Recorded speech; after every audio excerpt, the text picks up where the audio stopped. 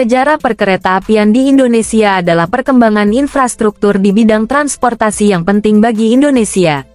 Hal ini karena memegang peran dalam hal menghubungkan berbagai wilayah di Indonesia dan memfasilitasi pergerakan perorangan maupun barang secara efisien. Indonesia sendiri menduduki posisi kedua negara di Asia setelah India yang mempunyai jaringan kereta api tertua. Perjalanan sejarah perkeretaapian di Indonesia dimulai ketika Belanda masih menjajah Indonesia.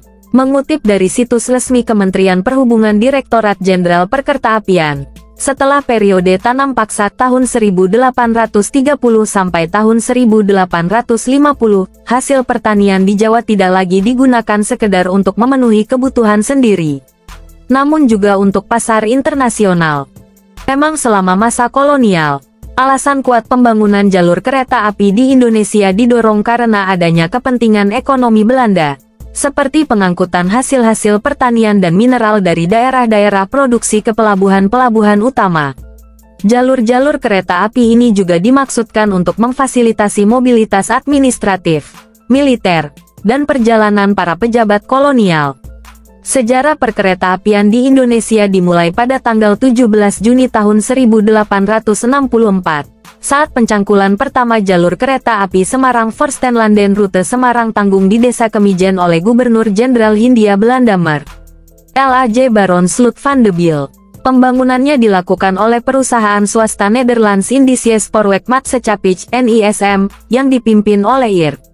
J.P. de Bordes dari Kemijen menuju Desa Tanggung sepanjang 26 km dengan lebar sepur 1435 mm.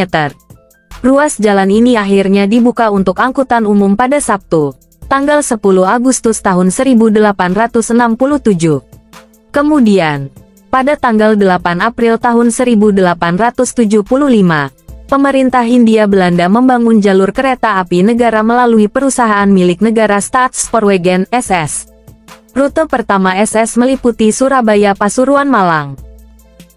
Keberhasilan NISM dan SS dalam membuat jalur kereta api ini mendorong investor-investor swasta lainnya untuk juga membangun jalur kereta api seperti Semarang-Johannes Tumtram Maatschappij (SJS), Semarang-Cirebon Tumtram Maatschappij (SCS), Serajudal Tumtram Maatschappij (SDS), Osjavas Tumtram Maatschappij (OJS), Pasuruan Tumtram Maatschappij (PES), SM, Kediri Tumtram Maatschappij (KSM), Probolinggo Tumtram Maatschappij (PB), SM, Mojokerto Tumtram Maatschappij (MSM), Malang Tumtram Maatschappij (MS), Madura Tumtram Maatschappij (MET), SM, dan Delhi Spoorweg Maatschappij (DSM). Dilansir dari situs Heritage Kereta Api Indonesia, tidak hanya di Jawa, pembangunan jalur kereta api juga dilakukan di Aceh pada 1876, Sumatera Utara pada 1889, Sumatera Barat pada 1891, Sumatera Selatan pada 1914, dan Sulawesi pada 1922.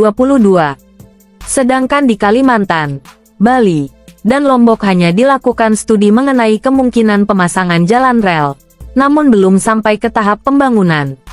Sampai akhir tahun 1928, panjang jalur kereta api dan tram di Indonesia mencapai 7.464 km dengan perincian rel milik pemerintah sepanjang 4.089 km dan swasta sepanjang 3.375 km.